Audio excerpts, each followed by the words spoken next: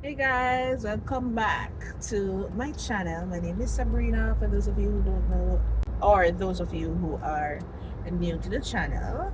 And today we're on the road. It's Sunday. I'm going to visit my friend and then I'm going to go to my uncle for dinner. Today I just want to talk to you guys about our experience in Canada so far. It has been 1 year and maybe 2 weeks, 3 weeks since we've been in Canada. And we just want to do a recap and tell you guys what it's been like since we've been here. So, first things first, what are we going to talk about? The expenses. Canada overall is an expensive country, and it can be a little bit relative because some parts of Canada are more expensive than some. No, we live in one of the most expensive parts of Canada, which is Toronto.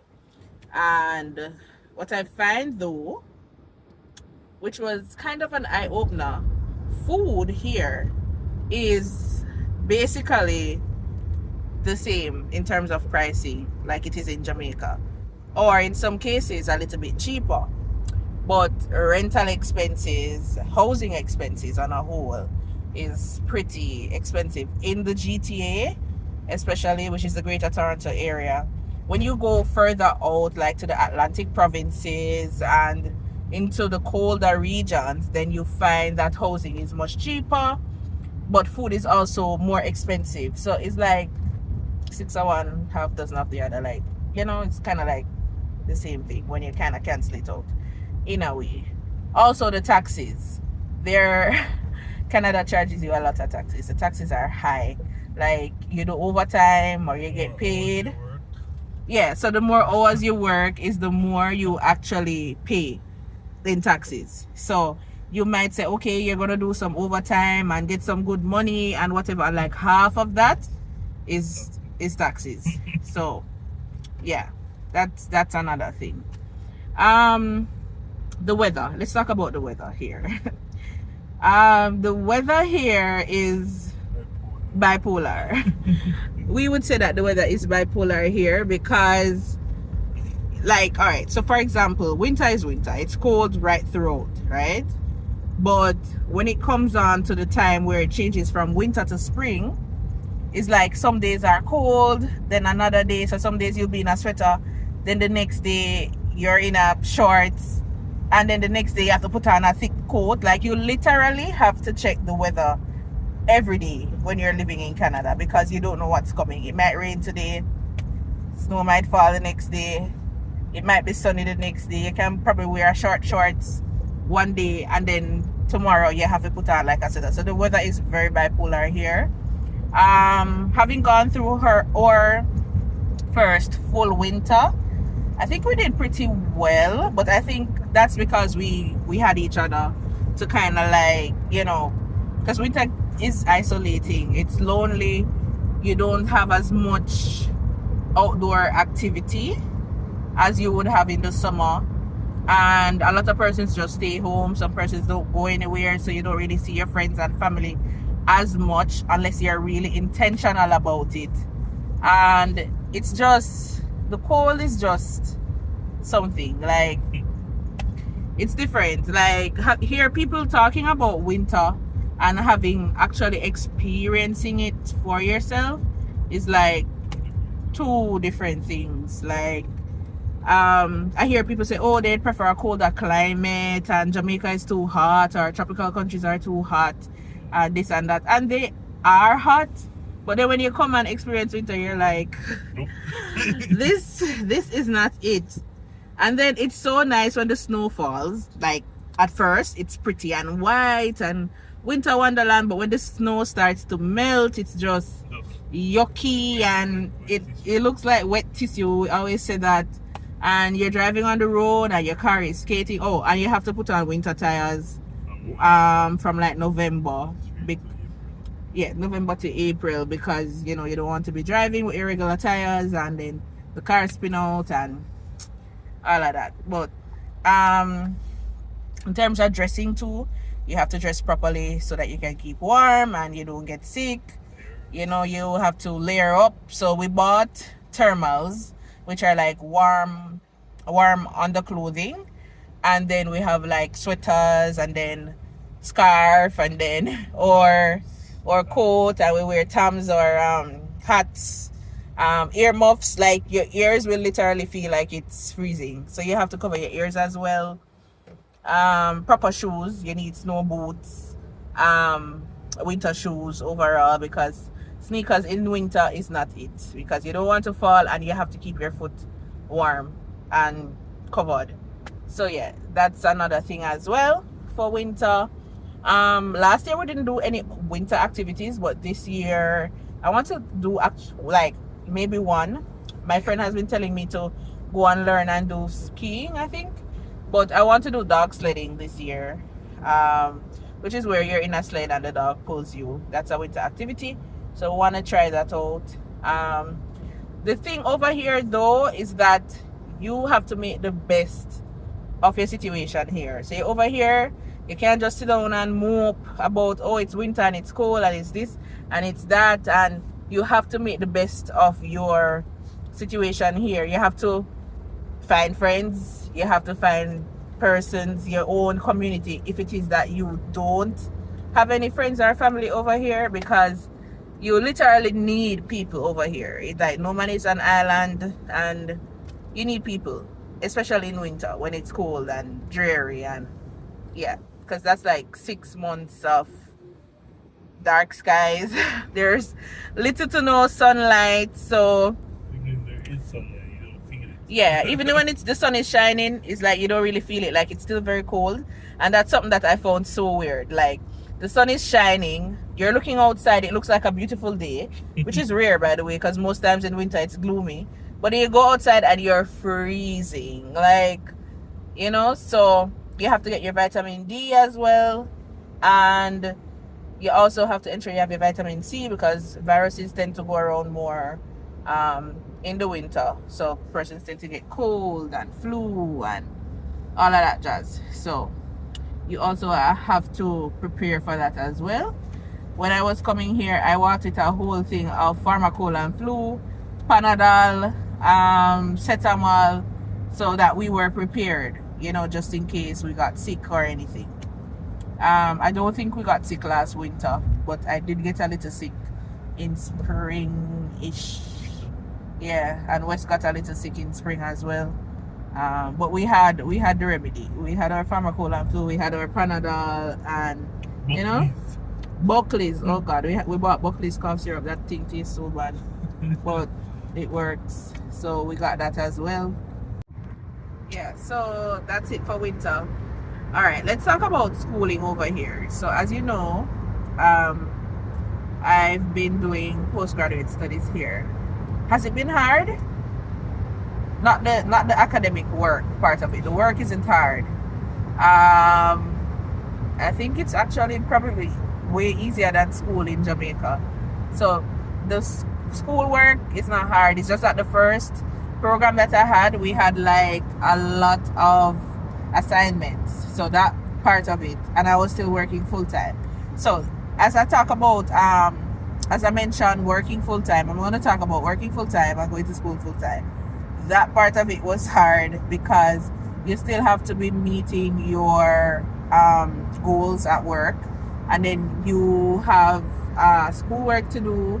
You want to get good grades, which I did, and you're juggling your personal life, you're juggling transition to a new country, so you're kind of adapting to a new space, a new culture, new climate, and dealing with full-time work and school at the same time. That was rough. I was tired all the time. I wanted to sleep all the time, and yeah, it was not a walk in the park. But when you have good support, Exhibit E, it makes things much easier than it would have been if you didn't have support. Jobs. Let's talk about jobs. No, this is where what I expected is not what is the actual situation here. For example, I thought that because my husband is a civil engineer, studied civil engineering in Jamaica, and since civil engineering is a sought after profession abroad and everywhere really, because it's a STEM field, right? I thought that it would have been easy for him to integrate into the Canadian workforce with civil engineering background. Actually, that's not what has been the case. We have sent out multiple, over 100 whole heap of resumes, and we did get some call back. We got back a few, but after they do the what you call it, the interview, background check.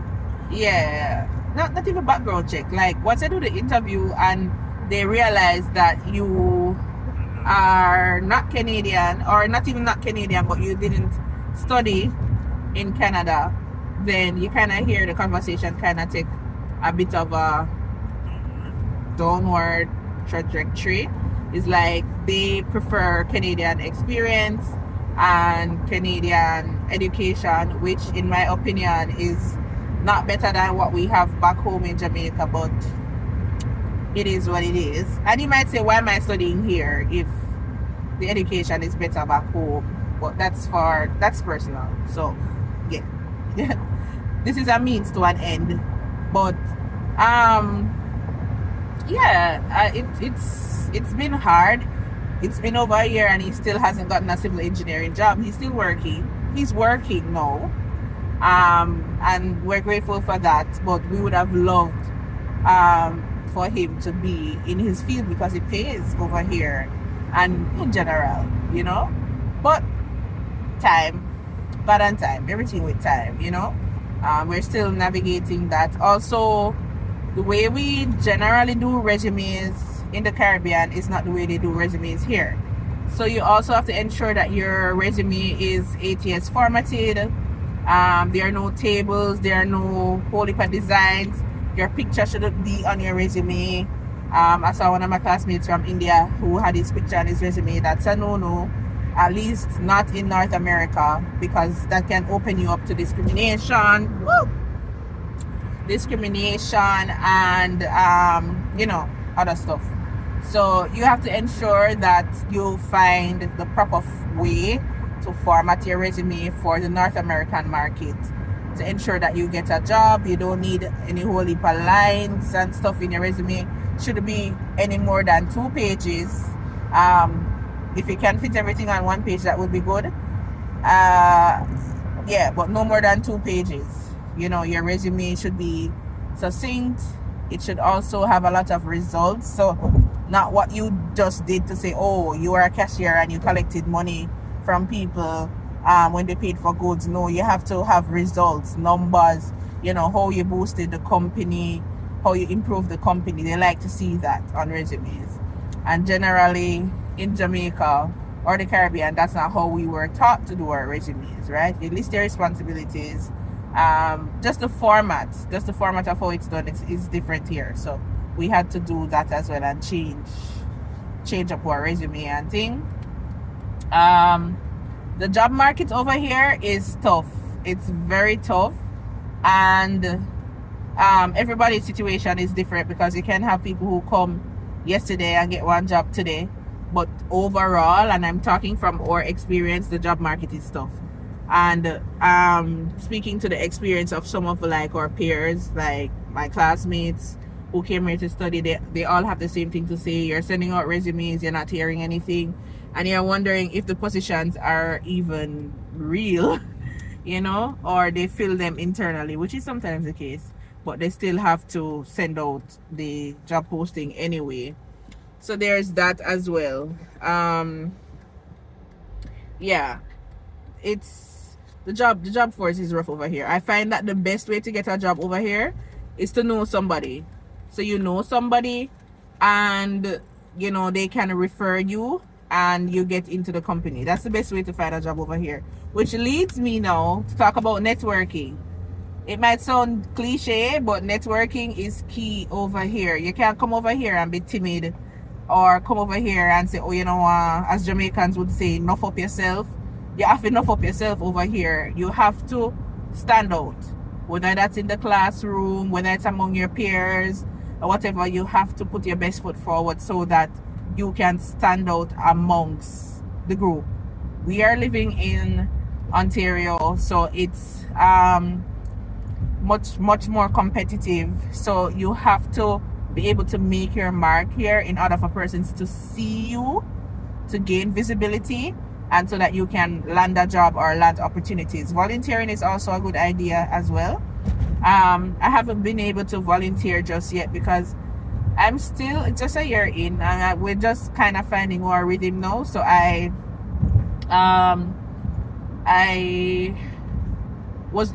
will be looking for some volunteering activities, because that's how you meet people, and that's how persons can recommend you, right, based on what they know you can do and stuff. So that's another thing. You literally have to go to the forums, go to the workshops, you know, in your classes, talk to your instructors. Don't just go to the class and leave. Like me, very talkative in my class. Me answer all of the questions them. Me always participate. So I stand out to my instructors, which they have said to me, right? So outside of doing good in the class, me always ask question, me always answer question. I'm always participating. LinkedIn. I'm active on LinkedIn, but I'm not as active as I could be. But the thing with LinkedIn, it just comes in like this performative space, but it can get you opportunities, especially over here. When you're visible on LinkedIn, you're making posts like at least once a week, or you're doing videos and things, you literally have recruiters on LinkedIn that will poach you, because they say, oh, this person is doing this person is that, this person is valuable in whatever space they're in. So I plan to get more active on LinkedIn as well, because I'll be finishing school in December, and I'm not going to say that's when the job hunt starts. The job hunt actually starts before that. But yeah, you have to be visible when you post things, and people repost it, or persons tag you in certain things, or you tag person in certain things, and then their network sees it, and that's how you make your mark, for example, on LinkedIn, right? What else did I not touch over here? Oh, so we both have our license, our driver's license over here. Driving over here it's a little bit different. One, because you're driving on the opposite side of the road, as opposed to in Jamaica, where in Jamaica we drive on the right, on the left. In Jamaica, for example, in Jamaica we drive on the left, keep left, yes. In Canada you drive on the right. I was referring to the way you sit down. But anyway, yeah. So there's that, getting used to that as well, or experiencing getting our license. We can already drive, right? So my husband brought his driving abstract from Jamaica, that you get from where? Tax office? You get Tax office and administration position. Yeah.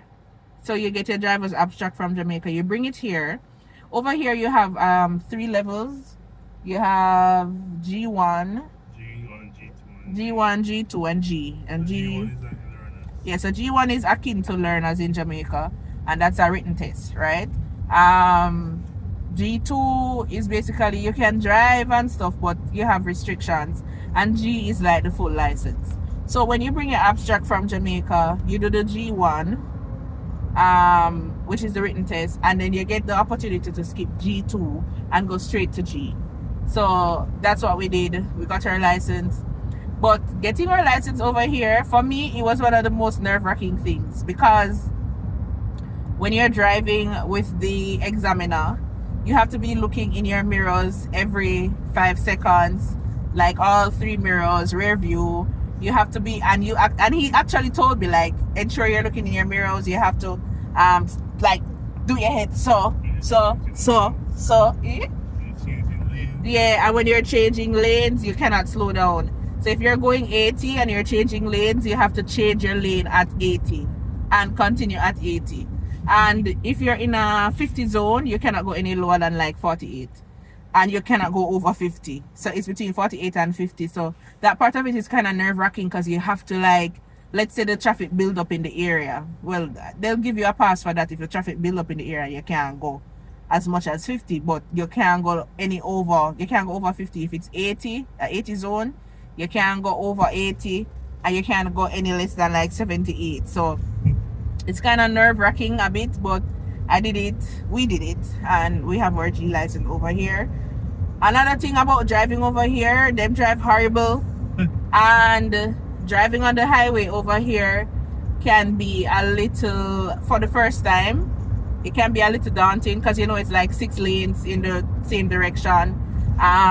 You literally cannot drive slow on the highway. If you're a slow driver, you have to maintain the speed and switching lanes and using your rear view mirror all the time. And yeah, at first, especially when you're merging, and turning your head and checking your blind spot, but especially when you're merging at such a fast pace with so many lanes, it's a little daunting at first, but eventually you get it. Over here they don't give blind. Period. If you think Jamaican drivers don't give blind, you need to like check over here. They don't give blind, none at all. Like when we say they don't give blind, you will be at an intersection, and you want to come out into the intersection, and there are no stoplights. They're literally, you have to wait until the way is clear because nobody is letting you out. Nobody is stopping, putting on their four-way flasher and say, let me give this person a blind so they can come out. Yeah, they don't give blind over here. And there are certain demography of people over here who can't drive. Let's just leave it at that. Right? And they make the insurance high for persons living a particular area because them always a crash. Speaking of demography, some of those those same people over here, they have allowed me to know that hygiene is cultural.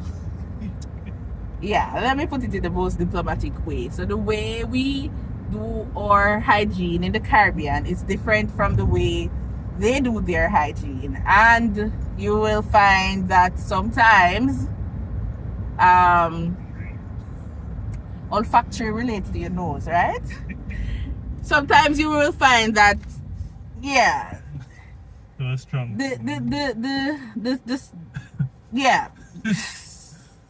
Oh, if I put it, sometimes you will find that the hygiene that they're okay with, we're not okay with it. And so let's leave it at that. So that's another thing over here. Insurance that we pay per month. Oh, over here we pay car insurance per month, and that can range anywhere from $100 and something all the way up to $1,000 depending on how what you drive, how young your license is, where you live also affects your insurance rate. And I mentioned that there's a particular area over here where if you live there, insurance is automatically higher because the persons living there tend to crash more. So that's one. Another thing is so you pay your insurance monthly. So whereas in Jamaica we pay our insurance yearly or biannually, over here it's monthly. Another thing over here too, let's talk about convenience. That's the best part about living here. Convenience. Everything is so convenient. Like for example, yesterday I was at work. I put some money in my pocket to go and buy lunch, buy some patties at Randy's.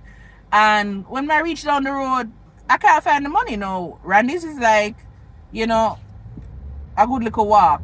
So luckily I had my phone because I have my pay wallet. I have Google Wallet on my phone where my cards are connected and I can use it to pay. Unlike Jamaica, here our card machine is down. That's not a thing over here. So you can use your phone to pay at most places, even something as simple as a hot dog stand. Some persons will say cash only, but that's rare. But that's very convenient because my friend, for example, my friend Gabrielle does not walk with her purse. She just walk with her phone and her old ski because she can literally use her phone to pay for everything. So that's the convenience part about it.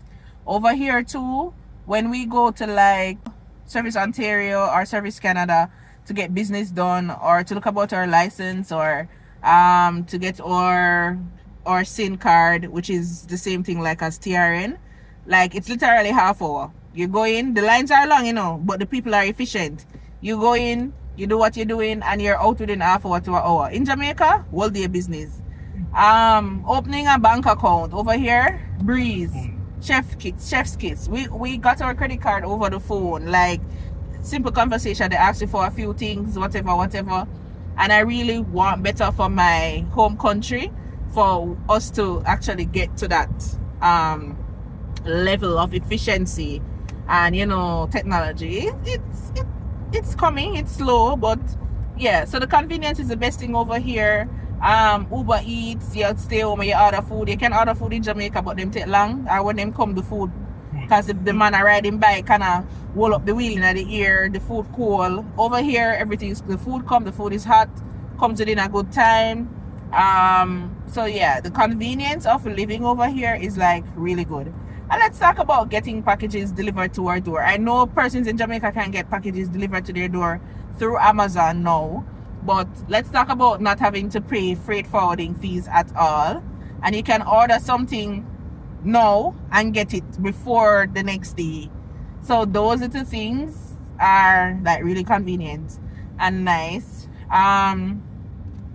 Living in Toronto as well. Toronto is a multicultural city. So you can literally find, if you're a foodie, you can literally find every single cuisine in Toronto. So that's a good thing.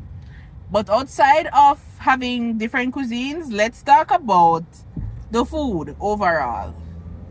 Even when you go to the Jamaican restaurants over here, you'll find a good Jamaican restaurant, but it's still not like home. Like there's just something missing from it being like how it is supposed to, you know. Over here too, you find that a lot of food are genetically modified. Seedless oranges. Like you come from Jamaica where you know say orange have seed. You come over here, come find seedless orange and them something there, and you find that things don't go badly as quickly, which is kind of good and bad. But you know, in Jamaica you have vegetables in the fridge, you have to eat them within a certain time because they will go bad. Over here you have vegetables 2-3 weeks, none of them. Which we don't know like what is really going into our bodies. So that's another thing. I find like the chicken over here is like extremely fatty as well. The chicken tastes different too. I don't know, but something about it, the chicken doesn't taste like the chicken back home. I guess because of certain things that they're using or hormones or stuff like that. The food here, it tastes different. Like it tastes different. You find nice restaurants and things that you can go to and the food is bussing, but overall, like to buy food from the supermarket and cook it here, like the bread, you know, say you have bread at Jamaica, you can't have it for no long time because John just start grow on it. Over here you have bread 2-3 weeks, 4 weeks, nothing. And I mean that can't really be good for you. Like yeah, so that's another thing with the food. And I feel like living over here and eating the food over here, you tend to gain weight more than if you were in Jamaica and eating Jamaican food and stuff. I feel like over here, like you put on weight much quicker, and because of the kind of food that you're eating over here. Yes, you have a lot of veggies. Oh, veggies are cheap over here. That's a good thing. Veggies and fruits are much cheaper here, and you get every fruit all year round. So you know, say at Jamaica, you can only get pear, which is what they call avocado here. You can get pear only certain time of year. Over here, you get avocado right out. I don't know how they have them grow. Must be in a greenhouse or whatever. But you get pear right through all the time. And other things. So that's that. You do have a lot of Jamaican like market stores in Toronto. So we tend to can get like almost everything. We can get Lasco, cran water, bag juice, the porridge mix them, tigers, Sultan's St. Mary's banana chips. Like you can get so many things. You can't even get chicken back, pig's tail, mutton, like all of your Jamaican things there, man. So you want to buy if you cook, corn pork and them something there, oxtail, of course. You can find all of those things in Toronto. When you move to certain parts of Canada, though, it's a little bit more difficult because you don't have as big as a Caribbean population in some areas, so you won't have as much diversity in terms of food and stuff in some areas. Let's talk about services, like personal services. Barbering over here over here, expensive. So for example, you go to the barber, a man is paying anywhere from $45 to $60 up and more just to get a trim. So ever since we got over here, Wesley bought a shear, and him bald, so him just shave him head himself and practice for doing beard and whatever. He has never been to the barber here, and that has saved him so much money, right? Because in Jamaica I'm gonna go like every 2 weeks, and if you go to the barber every 2 weeks here, that's like $100, right? So that's that. In terms of here's expensive here. I don't really wear a lot of extensions. Maybe like if my birthday is coming up or a special occasion, I might do a ponytail. But it's my auntie do my hair, and she never charges me full price. So big up my auntie right through. My auntie also perms my hair as well and stuff. But perming your hair over here is like $90, right? Getting just like cane rows, go all the way back, or cornrows as them call them, is like $150, and that don't include the hair. So yeah, services like that are expensive. Threading eyebrows or waxing your eyebrows is not that expensive. That's like $15, $20. Doing a Brazilian wax is like $45, $50, $60, which is kind of the same like in Jamaica. But the hair, man, and the barbering and stuff, those things, and nails expensive over here too. Like every little thing when you want to put on, every little design is an extra money, like an extra $5. So that's expensive. And another thing here is that if you go to the nail salon, any nail salon, and you're paying cash, you don't pay taxes. But if you're using your card, then you pay taxes over here. So yeah, overall, what haven't we talked about in terms of living here? Health services. Health services are free generally for persons who have the Ontario health insurance plan, but I don't like the health services over here because I'm gonna tell you why. So for example, let's say I want to see a gynecologist. In Jamaica, you just go to one gynecologist. Over here, you have to go to a GP first, which is a general practitioner, and then they recommend you to go to a gynecologist, which to me that don't make no sense, right? Also, when you go to the gynecologist, when you go to the doctor here, it's like they are rushing you. They're not really listening to your complaints and stuff because they want to get you out in the quickest possible time.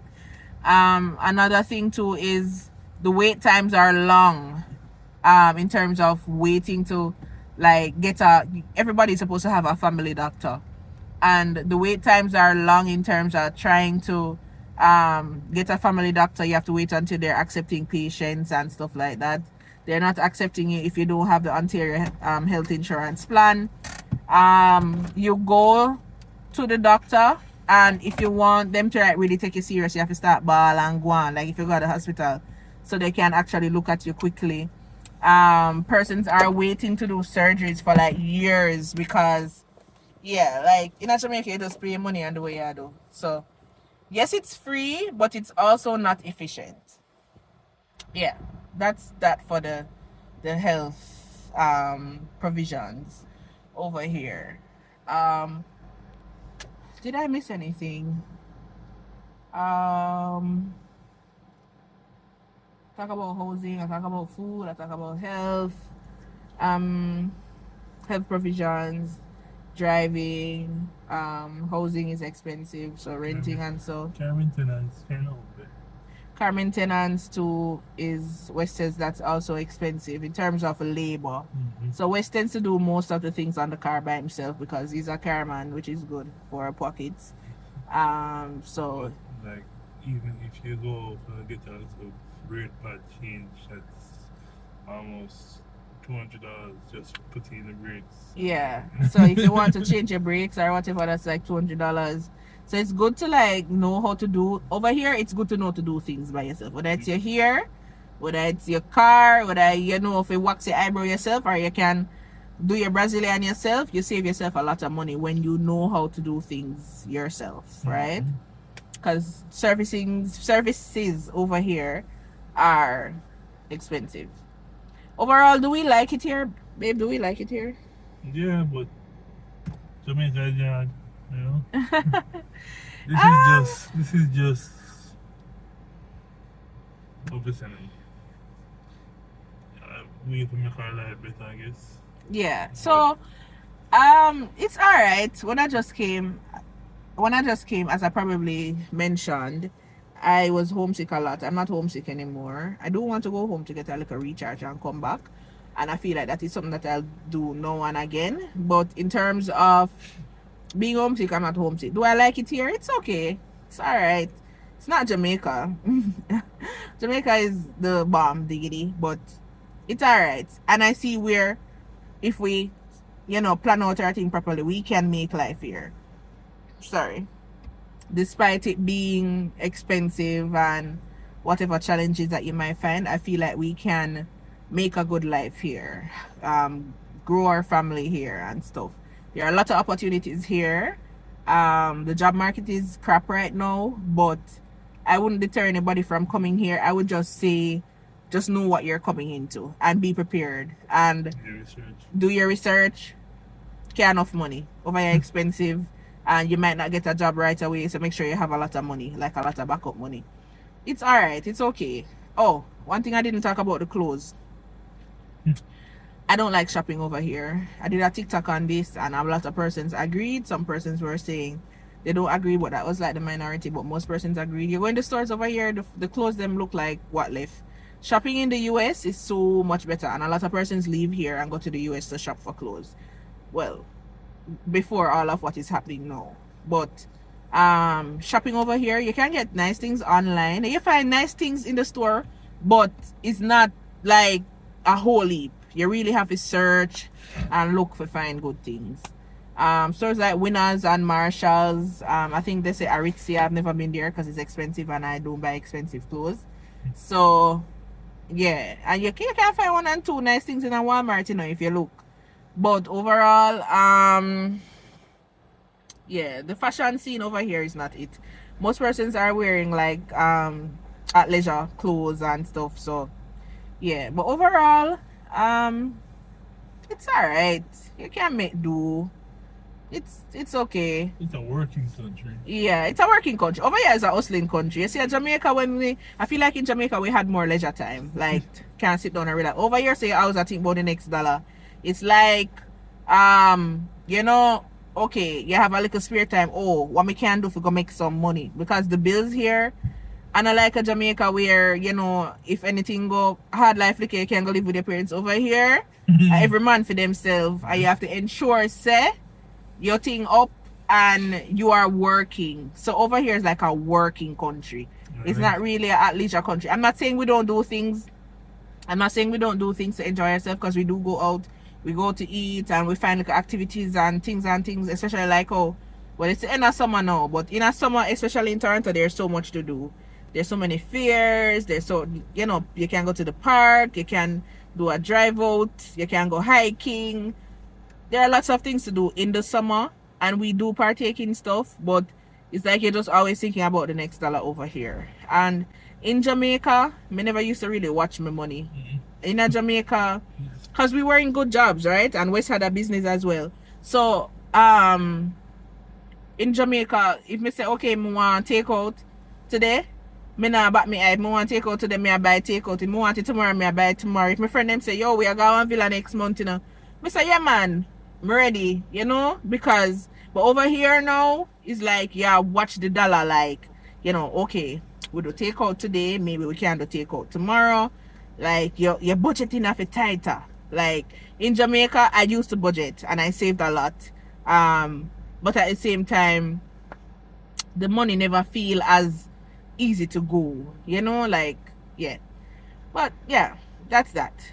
Anyways, guys, I think I covered everything. If you have any questions, leave them below and I'll answer them to the best of my ability. If you think I left out anything. But we're at our location now, so I'll see you next time. Bye.